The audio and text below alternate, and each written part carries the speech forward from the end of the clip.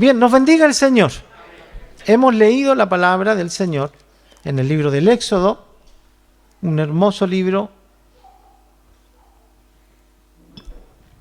Y como la semana pasada también, es este libro del Éxodo quien va relatando y señalando trabajo que hizo Dios sobre la nación que le escogió.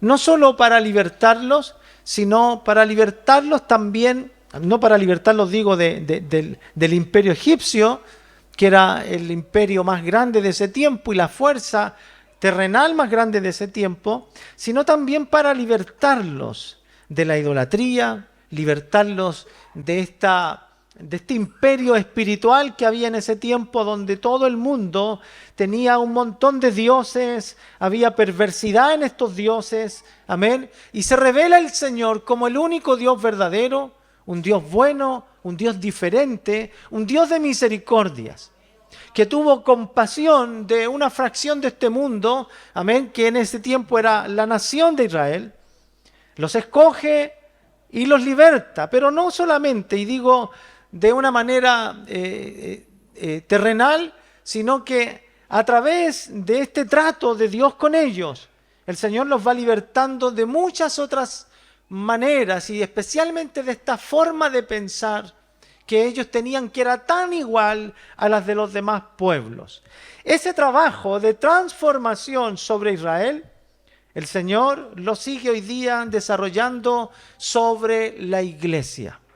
Cuando pensamos en la libertad que Dios nos quiere proveer a través del Evangelio, sería una pobreza, sería limitar la obra del Señor, creer que el Señor solamente nos ha venido a libertar del vicio, o nos ha venido a libertar de un aspecto, amén, de esta vida, que el Señor nos ha querido libertar de la pobreza para darnos riqueza, o de la enfermedad para darnos salud.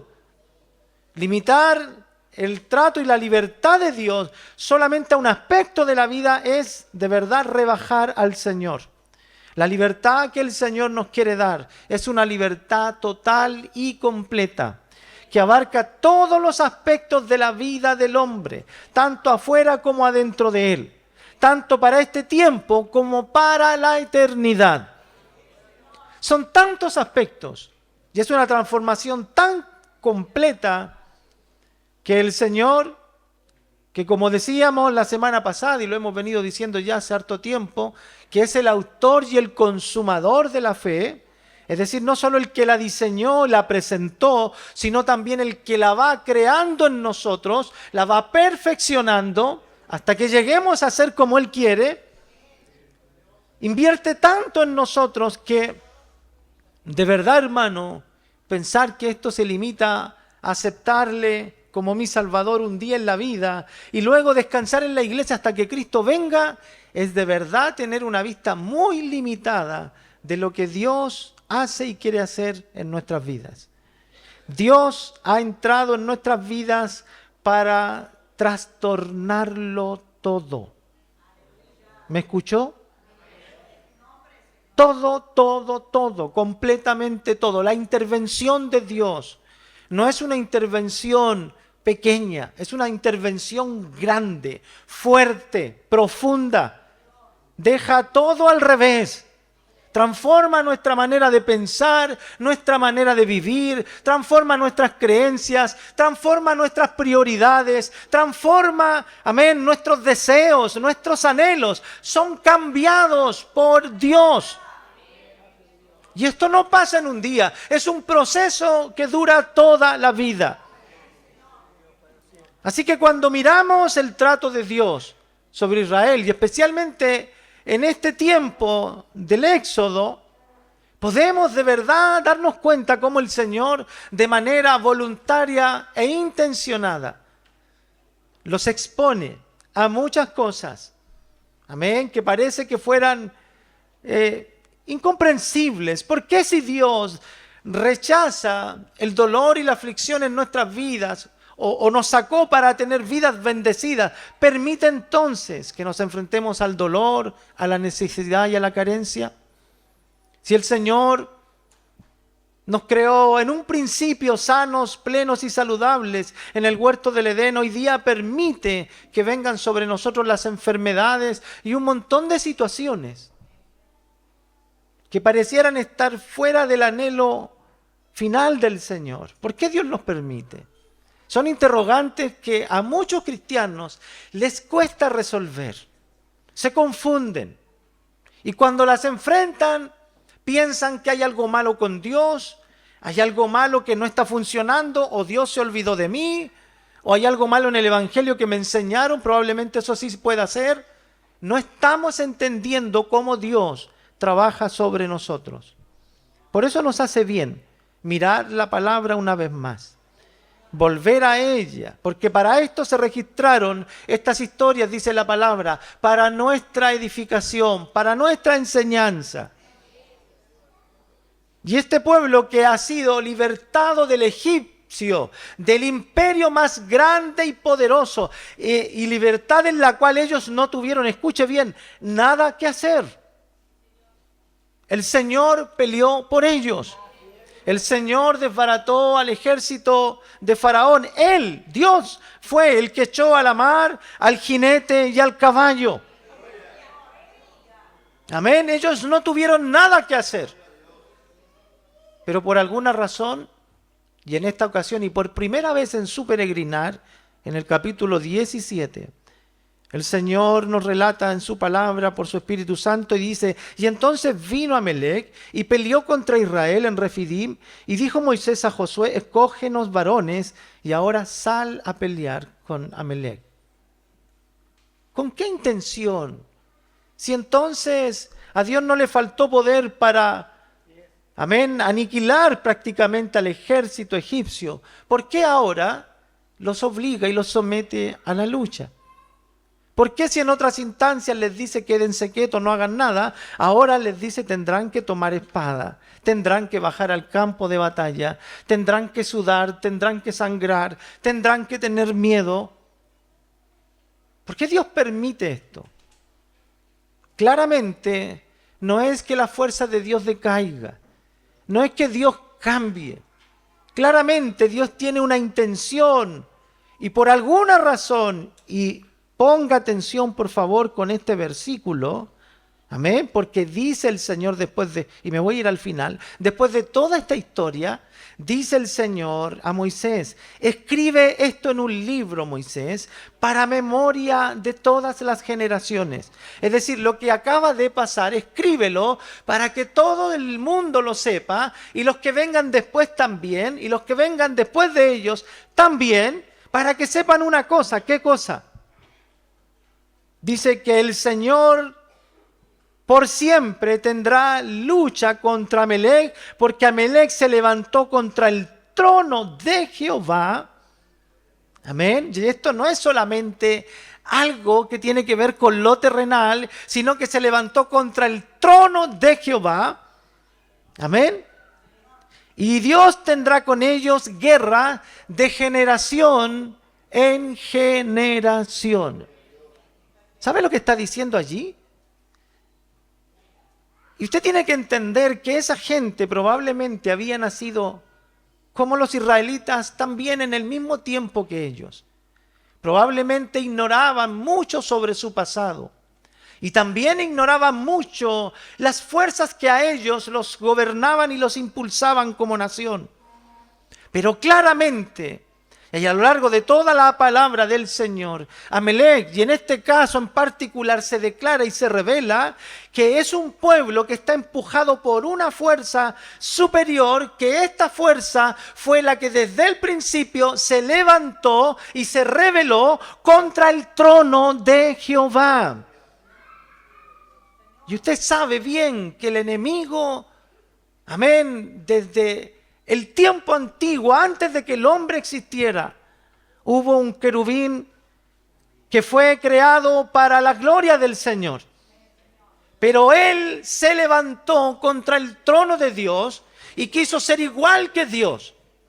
Y en su afán engañó a una gran multitud de ángeles que se rebelaron y hubo una guerra en el cielo. Y una fracción importante del cielo y de las huestes celestiales fue Amén. Sacados de ese lugar y fueron lanzados sobre la faz de la tierra. Satanás y sus demonios. Y cuando en esta declaración vemos esto, hay una identificación que hace el Espíritu Santo, el escritor de la Biblia. Y dice que los amalecitas pertenecen a este imperio oscuro, a este imperio de maldad que se ha opuesto contra el trono de Dios. Y por lo tanto, hasta el final de esta historia, Dios los usará. Amén. Como hay un término, yo no sé si los más antiguos sí lo deben conocer, que se usa en el boxeo, cuando se le consigue al boxeador titular a un sparring, ¿cierto? Y ese se pone allí para que lo machaque el titular, ¿amén? Para que entrene, es decir, para que reciba. Es como un oponente de menor categoría que está puesto para desarrollar habilidades en el boxeador que tiene una pelea por enfrentar luego. Ahí aparece el sparring y sube al ring y lo visten igual que el otro y el que tiene que boxear o el que va a enfrentar la pelea le da y le da y le da y el sparring resiste, resiste y resiste. Y dura y dura y dura. Ese es su oficio. Cuando yo miro esta lectura veo claramente que este Amalec y el que le gobierna han sido declarados de parte del Señor como el sparring para el pueblo del Señor. Será usado por Dios y será mantenido por siempre. Y por siempre el pueblo de Dios peleará contra él por cuanto éste se levantó contra el trono de Jehová. Es decir, es un decreto del Señor que obliga a Satanás no a que responda a su naturaleza perversa porque él lo hace de sí. Dios no puede hacer que el enemigo peque porque Dios es bueno. Nadie que sea tentado por el mal diga Dios me tentó. No, usted peca de por sí. Quien le ofrece es Satanás y usted es el que le cree. Amén, él responde a su naturaleza. Pero Satanás usará esta condición de él para que el pueblo de Dios sea entrenado, sea perfeccionado y sea preparado. Y cuando yo veo la razón del por qué, el Señor no eliminó a todos los enemigos del pueblo de Dios y no lo hizo a través de su palabra o de un milagro, sino que permitió que el pueblo de Israel tuviera que tomar espada, ponerse uniforme, salir ordenadamente a la guerra, levantar bandera, amén, lanzarse contra el enemigo, vencer sus miedos, sentir, amén, sentir los cantos de horror de los ejércitos enemigos y vivir toda esa presión. El Señor lo ha permitido. Nos ayuda el Señor. Porque el Israel de ese tiempo, dice el escritor del Nuevo Testamento, todos perecieron en el desierto, excepto Josué y Caleb, que también se murieron de viejitos. De esos israelitas ya no hay ninguno. El pueblo de Dios al presente y a la generación de hoy somos nosotros. Amén. Y cuando la palabra del Señor dice que el Señor declaró a los amalecitas como el pueblo al cual tendrían por siempre guerra contra el pueblo del Señor, entonces tenemos que entender que ese enemigo, aunque desaparece su generación, se levanta de generación en generación contra el pueblo del Señor. Y ahí es donde termina diciendo el apóstol, porque no tenemos lucha contra sangre ni carne. No es un partido X, no es una gente en particular, no es una ideología en particular. Son los mismos de siempre. Es el enemigo de Dios, tomando otra forma, usando otros instrumentos, pero el que está detrás es el mismo que se levanta contra el trono de Dios de generación en generación. Nos bendiga el Señor. Y el propósito de Dios es exactamente el mismo. Dios necesitaba entrenar y convertir a una nación de esclavos en un pueblo guerrero, ¿Cómo se las ingenia Dios para que en 40 años esa gente que estaba acostumbrada a obedecer, a avergonzarse, a agachar la cabeza, a decir que sí a todo, a trabajar en todo, a murmurar en todo, a no defenderse, a no trabajar por lo que necesitaban, porque ellos estaban acostumbrados a que el que estaba sobre ellos les proveyera las cebollas, les proveyera el pan, les proveyera todo? Ellos no sabían de cultivo, de siembra ni de guerra. Ellos solo sabían hacer adobes, barro, ladrillos. Eran un pueblo de esclavos obreros. Pero en el camino y durante 40 años fueron educados y transformados por el Señor y llegan a la puerta de la tierra prometida 40 años después, siendo un ejército de guerreros valientes. Y este Josué llega transformado en un general. Nos bendiga el Señor. Yo no sé si usted logra darse cuenta y si logra percibir la transformación que Dios va haciendo en nosotros de tiempo en tiempo. Si logra mirar para atrás cuando recién empezó y cómo éramos, espero en el Señor, de que usted descubra diferencias sustanciales entre el de ayer y el que es hoy. Si alguien dice soy el mismo, estoy igualito, igualita, no he cambiado en nada porque yo soy auténtico y genuino hasta el final, sería más que una tristeza, una vergüenza. Porque ¿qué estamos haciendo acá? Si no es pidiéndole al Señor que nos transforme, que nos cambie. ¿Cómo puedo siquiera jactarme en el hecho de que permanezco siendo el mismo? En cuanto a las virtudes espirituales, debieran permanecer en nosotros inalterables, pero nuestra condición humana debiera ir transformándose, y mientras más rápido, mejor. Mientras más profundo, mejor. Ahora, hermano, ¿qué me consuela a mí? Si usted no lo quiere, si usted no lo busca, si usted no lo intenta, si usted no lo procura, no se preocupe. El más esforzado en todo esto no es usted, es Dios. Amén. El Señor, hermanos míos, nos salvó, nos sacó de las tinieblas y ha puesto nuestros pies firmes sobre esta tierra. Nos ha dado principios, amén, nos ha dado palabra, nos ha dado mandamientos que cuando lo hemos aprendido han transformado nuestro entorno. Por eso que el que estaba sumido en la pobreza, el Señor lo ha hecho prosperar. Amén. Porque sus mandamientos son salud y son vidas. Amén. Y cuando el escritor de los Proverbios le dice: atiende, hijo mío, a mis palabras, escucha sabiduría y reténla. Porque los principios de Dios son vida, son salud, te irá bien. Si los abrazas, si los crees, si los cuidas, si los retienes, entonces te irá bien. Y de verdad, hermano, que los principios del Señor han sido bien para nosotros. Pero no podemos pensar que los mandamientos de Dios y el Evangelio solo se trata de que nos vaya bien en esta tierra, de aplicar principios de vida que son saludables y altruistas para que seamos buenos, amén, buenas personas, para que seamos buenos integrantes de esta sociedad. Por eso que hay gente que viene a la iglesia, se porta bien, hace lo que tiene que hacer, trata de no mentir, de no robar, de hacer lo que es correcto en su trabajo, pero esto se trata de mucho más que eso.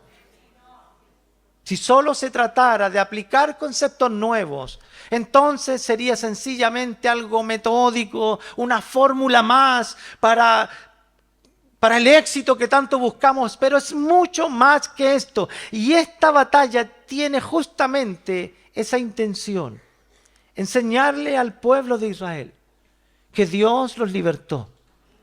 Amén, que Dios les daba poder para luchar, para triunfar, que ahora enfrentarían cosas que como pueblo esclavo ni se imaginaban. Pero esta lucha siempre tendría dos frentes, o siempre tendría dos aspectos, o siempre tendría dos panoramas, uno visible y uno invisible.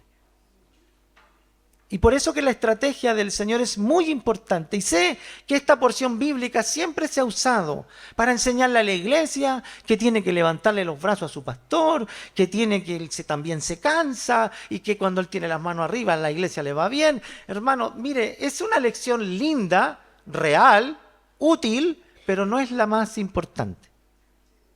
Este verso y esta lectura se registra en este lugar para que entendamos una verdad que trasciende a todos nosotros. Dios, por su voluntad, por su soberanía y por su benévola, amén, por su benévolo propósito hacia nosotros, permite que en nuestra vida aparezcan y persistan. Y que este amelecita antiguo, espiritual, que ha existido siempre, que Satanás, el diablo, de una o de otra manera, intervenga y tenga cierta participación en algunos aspectos de nuestra vida. Dios lo permite. Tiene una línea y tiene un límite muy definido por la voluntad del Señor. Usted lee el libro de Job y se da cuenta cuando Satanás intenta de muchas maneras, amén, acabar con la vida de Job, y el Señor le permite entrar, pero le pone márgenes. Y usted se da cuenta como el único que puede levantar el cerco, amén, de todos los límites de su vida a Satanás es Dios. Y cuando esto pasa, hermano, tenemos que prepararnos. Usted ve como Moisés le dice a Josué: Moisés, tú haz lo tuyo y yo hago lo mío. Esto lo vamos a enfrentar juntos. Yo con la vara del Señor, es decir, con todo lo espiritual, con todo lo que tiene que ver con la vida de Dios en nosotros. Y tú con todo lo terrenal. Tú con la espada, tú con el escudo, tú con la estrategia, tú con el orden, tú con la fuerza, tú con la compañía de los demás. Tú allá abajo y yo acá arriba. Tú haz lo tuyo y yo hago lo mío. Yo tomo la vara del Señor. Yo levanto mis manos. Yo clamo a Él. Y tú haz tu trabajo y venceremos juntos. Cuando esto pasa, hermano mío, usted tiene que ser diligente, tiene que ser esforzado, tiene que ser entendido para darse cuenta que esto no solo tiene que ver con la economía, no solo tiene que ver con el doctor, no solo tiene que ver con un familiar complicado, no solo tiene que ver con malos vecinos, no solo tiene que ver con malos gobiernos. Detrás de esto está la melecita de siempre. Y Dios lo permite para que entendamos que esto no se vence solo con dinero, no solamente con mejor prestaciones de salud, no mejor estrategia o con mejores actividades familiares. Esto, hermano, tiene que ver también con lo espiritual, y el pueblo de Dios tiene que entender que la manera de vencer siempre a la melecita será haciendo todo lo que podemos en lo terrenal, pero haciendo también lo que corresponde en lo espiritual. No es solo estar en el monte orando al Señor y dejar que pase lo que tenga que pasar. Dios nos ha dado leyes y mandamientos para obedecer. Y nuestra guerra terrenal se cumple así, cumpliendo con obediencia los mandamientos del Señor. Al que honra, honra. Trabaja en tu trabajo, cumple tus deberes, no mientas, no engañes. Eso es poner tus miembros al servicio de la justicia. Si solo se tratara de eso, seríamos solamente gente buena, o gente bondadosa, altruista, gente noble. Hay gente atea que es así, de buena. Gente que no cree en Dios, pero que no roba. Gente que no cree en Dios, pero no miente. Gente que no cree en Dios y trata bien a su prójimo y hace misericordia. Y con toda seguridad, también el Señor, y por esos principios y mandamientos, permite que cosechen algún bienestar. Porque si el sol sale sobre los justos y los injustos, y la lluvia cae sobre el campo de los buenos y los malos, y da alimento a todo ser viviente, con toda seguridad prosperará el buen hacer de aquellos que lo hacen bien. Pero hay algo que debemos entender. Nosotros no somos cualquier pueblo. Nosotros somos los que Dios rescató. Somos los que Dios libertó. A nosotros, y escuche esto por favor, a nosotros nunca nos funcionará así. Para nosotros nunca será suficiente hacer solamente lo correcto. Nosotros tenemos un aspecto de la lucha que es espiritual, amén, y no debemos olvidarnos de esto, de que mientras Josué hacía todo lo que podía en el campo de batalla y cumplía la orden, en el monte de Dios estaba Moisés intercediendo, orando y clamando, alzando sus manos, teniendo contacto con el Creador, porque la esperanza y la victoria del pueblo de Dios no viene de su fortaleza humana, viene de lo alto. Y eso será, amén, será para siempre. Nunca será distinto. Cuando vemos a Moisés que dice, yo me quedo aquí en lo alto y mientras yo tenga mis manos en alto y la vara del Señor, tú lucha tranquilo, amén. Y Josué avanzaba y luchaba, pero Josué miraba para atrás y empezaba a mermar la fuerza y se daba cuenta que Moisés se estaba cansando. Entonces Aarón y Hur, que eran sacerdotes también, amén, nunca tomaron el lugar de Moisés, pero sí le sujetaban los brazos y se lo levantaban para que él no se cansara de interceder, no se cansara de estar conectado con Dios. Y esta es la gran verdad, hermano. No se puede vencer. Si hay algo que trasciende en esta historia es en señalarles al pueblo del Señor y a nosotros hoy de que es imposible tener el respaldo y el agrado de Dios si no entendemos que en nuestra actividad diaria y especialmente en las luchas no estamos conectados con el Señor. Y ahí es de donde la palabra del Señor nos dice de una manera tan fehaciente a nosotros. En Primera de Timoteo, capítulo 2, verso 8, el apóstol Pablo dice, quiero pues que los hombres oren en todo lugar. ¿Dónde tiene que orar usted? Amén. Y las mujeres también, por supuesto. Que oren, ¿dónde? Y todo lugar es todo lugar. ¿Dónde oramos los cristianos? En la iglesia. ¿Y cuando estoy en el trabajo? ¿Y cuando estoy en casa de amigos? ¿Y cuando voy camino al trabajo? Amén. ¿Y cuando tengo un problema? No, es que ahí no debo orar porque ¿cómo voy a estar con Dios si estoy enojado? Los cristianos oran en todo lugar. Y esta oración, hermano, no se traduce a un acto religioso, como aprendíamos en el taller bíblico, que tiene que ver con una postura, con una forma, sino tiene que ver verdaderamente con una conversación constante y permanente, una mirada siempre puesta en el monte del Señor. Mientras mis pies caminan en esta tierra, mis ojos van puestos en Dios todo el día, las 24 horas. Y por eso dice este verso, deseo que todos los hombres en todo lugar oren al Señor. Y levanten sus manos, dice, mire qué linda expresión tan parecida a la de Moisés, que levanten sus manos en todo lugar, manos dice, santas. Y agrega el escritor, sin iras, sin contiendas, manos limpias.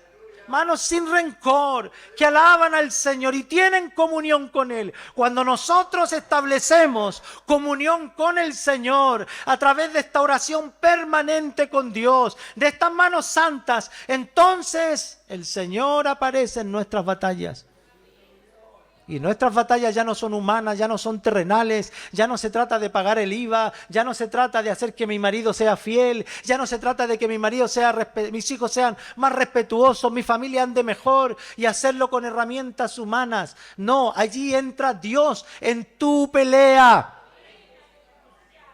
Y mientras más intercedes en lo secreto, mejor te va en público.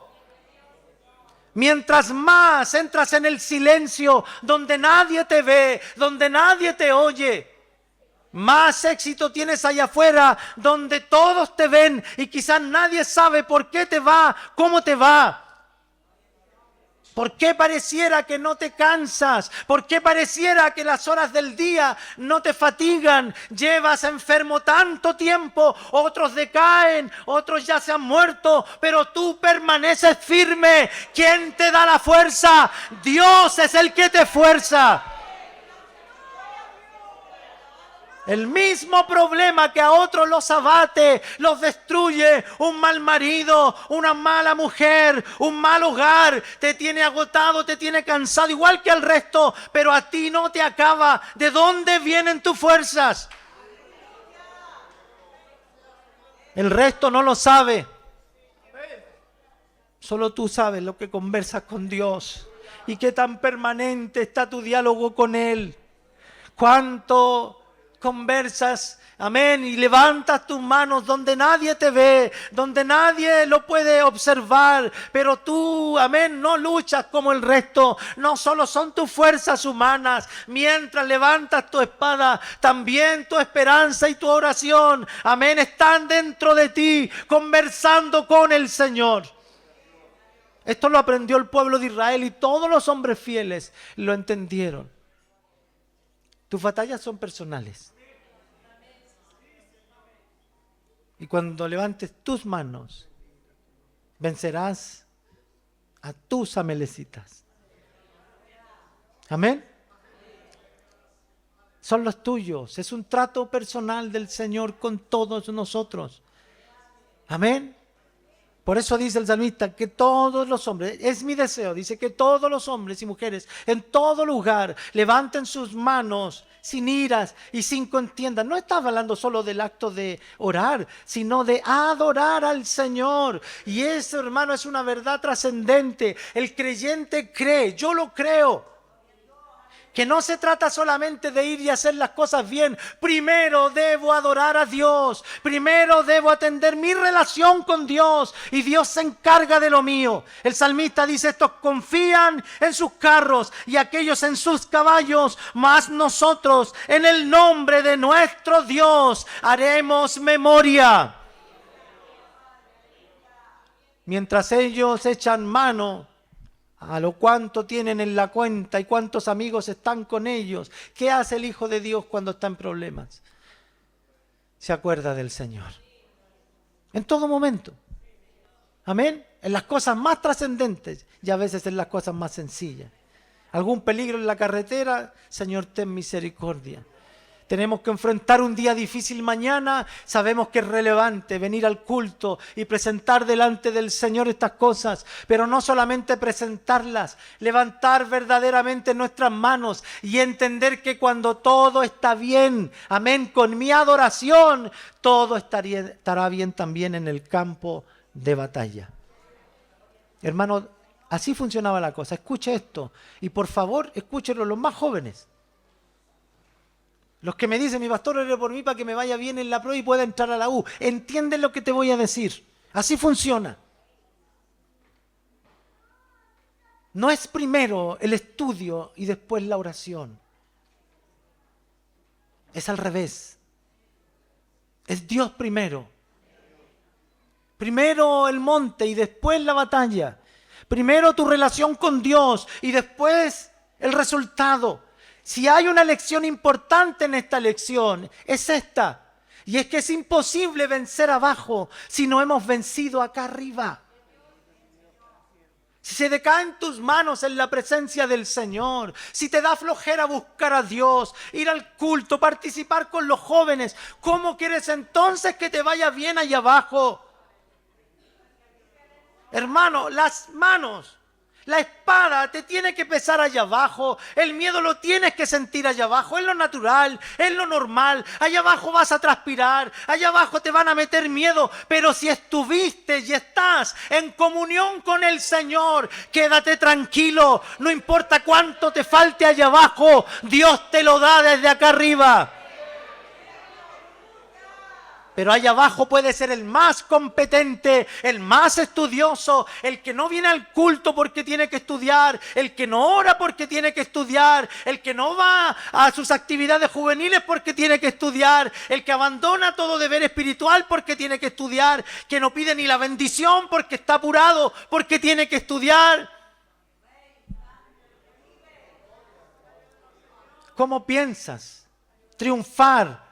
Tú no perteneces a otro reino, tú no eres de los de allá afuera, tú eres del pueblo del Señor, y esta verdad es para todos. Así se vence a este lado del reino. No te puede ir bien si primero no te va bien con tu adoración, si primero no te va bien con tu comunión con Dios. Es imposible. Nos bendiga el Señor. Y acá funciona así. Amén. Tu relación con el Señor primero. Tus manos en alto en la presencia del Señor. Por eso que es importante. Amén. Que entiendas que tu vida no se trata solo, y disculpe, no quiero ser peyorativo, pero de poner clavos. Ni de decorar pasteles, y no hay nada debajo en eso. No, es muy trascendente si entiendes que es el campo de batalla diario donde Dios te ha puesto. Esto no se trata de que ganes unos pesos, esto se trata de que resplandezcas en el lugar donde Dios te puso. Dios te dará la victoria, vencerás si Dios está contigo, pero tienes que mirar al monte todo el tiempo. Y esto, hermano, representa una oportunidad para todo el inútil como yo, para todo el vil como yo, para todo el torpe que tropieza siempre con la misma piedra, para el que se equivoca, para el que siempre me enredo en pensamientos raros, para el torpe. Me gozo en este mensaje porque no tengo que preocuparme que tan habiloso soy allá abajo, sino que tan cercano estoy de Dios acá arriba. El salmista lo entendió y dijo: tú adiestras mis manos para la batalla. Tú pones fortaleza en mis dedos y tensas la alianza de mi arco. Tú eres mi espada, tú eres mi lanza, tú eres mi escudo. ¡Qué gloriosa lección para nosotros! Bendito sea el Señor para siempre. Por eso el salmista, entendiendo estas verdades, cuando viene el gigante a avergonzarlo y lo ve como un niño y dice: ¿quién es este perro muerto? ¿No hay acaso un soldado que me enfrente? Y lo menosprecia, como te menosprecia el diablo tantas veces a ti. Pero David sabía la lección, la había aprendido allá en el monte. Amén, cuando estaba con sus ovejas y alababa al Señor y el Espíritu de Dios venía sobre él y reventaba al león y al oso. Y él entonces, con una experiencia aprendida, cual debiera ser la nuestra ya, dice: tú vienes a mí con espada, con lanza y jabalina, pero yo vengo en contra de ti en el nombre de Jehová de los ejércitos, el cual te entregará en mis manos y yo te cortaré la cabeza. Hermano, y David no llevaba ni espada y le cortó la cabeza. Y usted dice: ¿con qué le cortó la cabeza? Con la espada del gigante. ¿Se imagina que estoy en el ejército contrario solo porque me equivoqué de uniforme y me puse el uniforme de los que pierden? Eso es fatal. Amén. Por eso que en esos tiempos y más adelante en la guerra era tan importante y de alta relevancia. Hoy día por un tema del camuflaje son todos más o menos iguales. Pero en el tiempo antiguo la diferenciación en el campo de batalla era relevantísima. Por eso que habían ejércitos que eran rojos, otros eran azules. Amén. El ejército chileno en la guerra del Pacífico, los granaderos, ¿se acuerdan cómo eran? chaqueta azul, pantalón rojo, amén, colorido, muy colorido, porque era importantísimo distinguir, para que cuando se alinearan los ejércitos y se elevaran los estandartes y las banderas, usted supiera dónde correr, y cuando se refugiara bajo ese estandarte, bajo esa bandera, usted fuera recibido y respaldado por los compañeros. Lo que está diciendo Moisés aquí, hoy día el estandarte de Jehová se ha levantado sobre nosotros.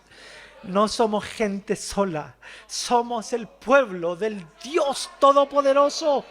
Se levantó su estandarte y todos nos encuadramos en sus líneas, y el Señor peleó por nosotros.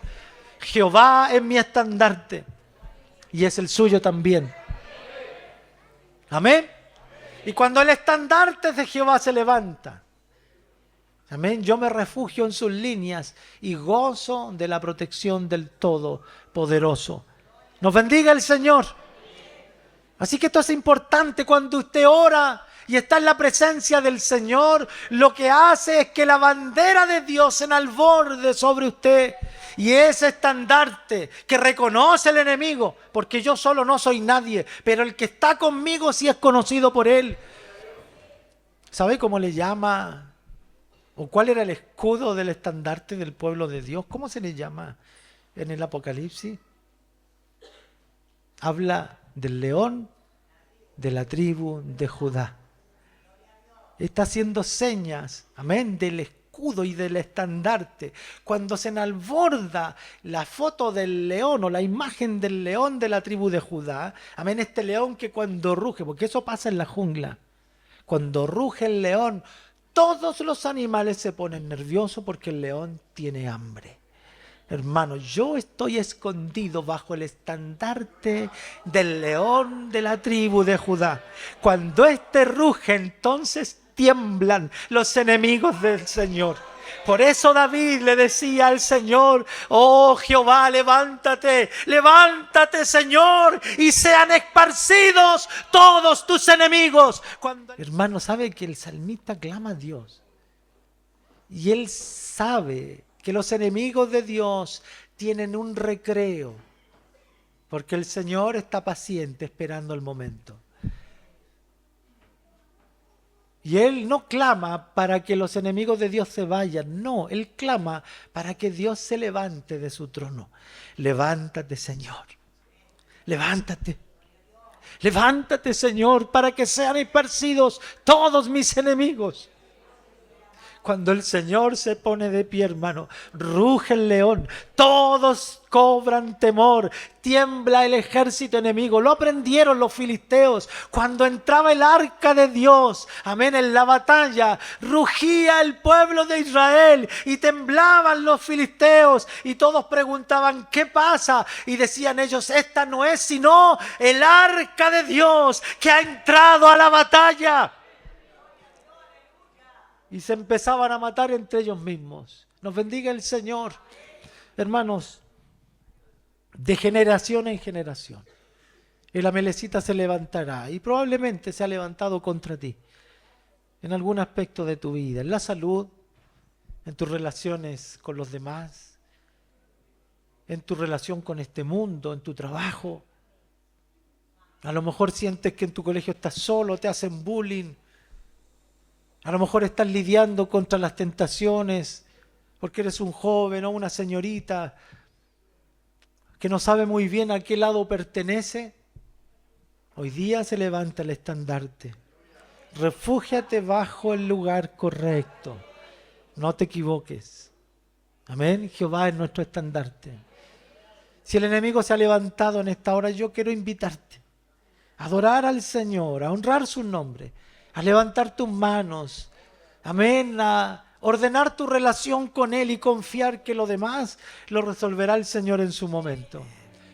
Gloria a Dios, gloria a Dios, gloria a Dios para siempre. La gloria es para el Señor de hoy y para siempre.